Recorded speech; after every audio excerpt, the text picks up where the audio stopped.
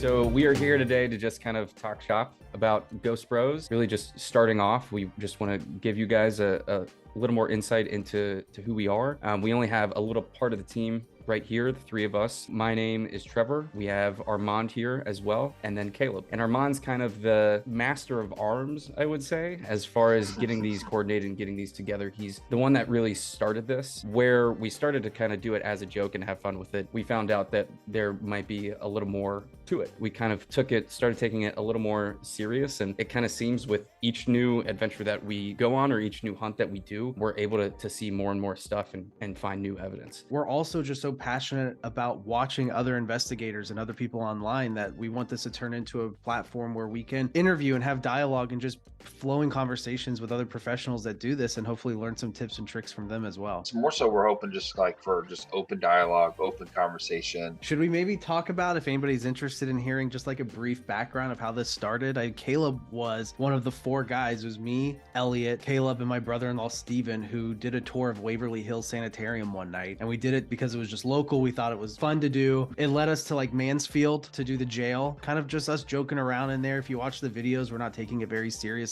And then we invited Sabian and Trevor to do Post-Town Elementary, and that was the first one. And Trevor, I never asked you what made you want to do it, because we've been doing it for like 6 months and the videos weren't that good. Well, let me start off with, I was a backup, so I was a fill-in, I believe, for Caleb. You were an afterthought. Yeah. As well as you guys, I grew up watching the same shows, and while I never took it too seriously as I was watching it, just because a lot of that stuff they have in some goofy stuff, whether it's somebody being possessed every other episode, I still thought it was really fun, and I had never tried anything like that. You and Sabian came in on the same night. You guys had never met. If you look at him, he looks like a Viking, but you know, he's definitely literally probably the nicest one of the group. Armand probably looks like the nicest, but he's the worst. So that's fair. I am the most scared. So that's what's funny about this, is that this was all, I guess, like my idea that I started. But if you watch any of our videos, I'm always the one who, I don't think I've been alone anywhere yet. I get so scared so easily. Definitely the most scared of the group. We talk about how like the first few months of us doing this was a joke. There's probably, as you guys have seen, like 5 videos that have been recorded and made at different investigations that just have never seen the light of day because we don't get a lot. They're not that good. We just really put out what we believe people's attention span is for, is what's good. We don't want to try to fake anything. I know, look at a show like Ghost Adventures. They have to fit enough content in there to meet that.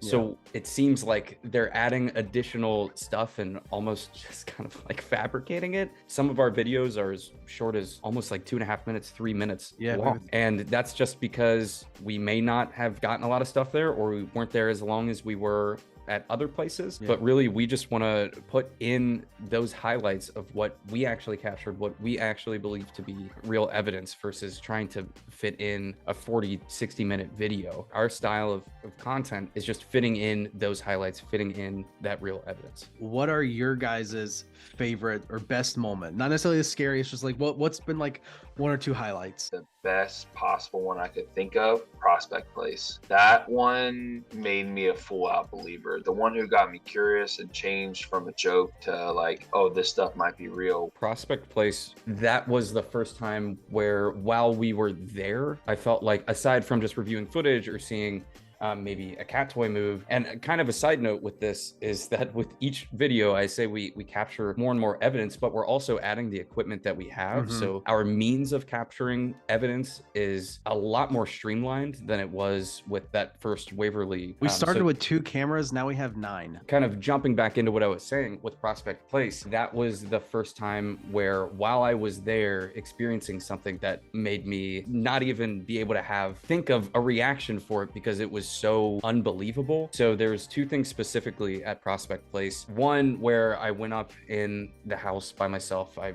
went all the way up to the attic, something that Armand would never do. While I was up there, I started hearing some tapping on the walls. I say, is anybody here? And we had a couple of cat toys up there. Basically, when they roll around, they light up. And I ask if there's anybody up there as I'm hearing this tapping or scratching on the wall. Walking around that corner, I see a flashing light. It is pitch black, so I see the flashing light. Something was moving the cat toy. Pretty surreal and pretty terrifying. Later that night, I think right before we left, we heard several vocalizations, anything from whistling, to like a singing, humming, but it's almost such good evidence that it seems fake.